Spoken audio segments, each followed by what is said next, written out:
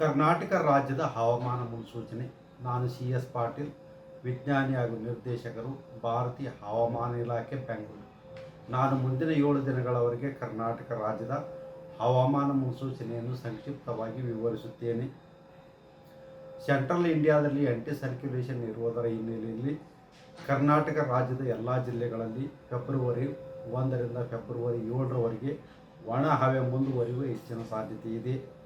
ಬೆಂಗಳೂರು ಸೇರಿದಂತೆ ದಕ್ಷಿಣ ಒಳನಾಡಿನಲ್ಲಿ ಮುಂದಿನ 7 ದಿನಗಳವರೆಗೆ ಕನಿಷ್ಠ ಉಷ್ಣಾಂಶ ಸುಮಾರು 18ರಿಂದ 19 ಡಿಗ್ರಿ ಸೆಂಟಿಗ್ರೇಡ್ ಹಾಗೂ ಗರಿಷ್ಠ ಉಷ್ಣಾಂಶ 31ರಿಂದ 32 ಡಿಗ್ರಿ ಸೆಂಟಿಗ್ರೇಡ್ ಇರುವ ಹೆಚ್ಚಿನ ಸಾಧ್ಯತೆ ಇದೆ.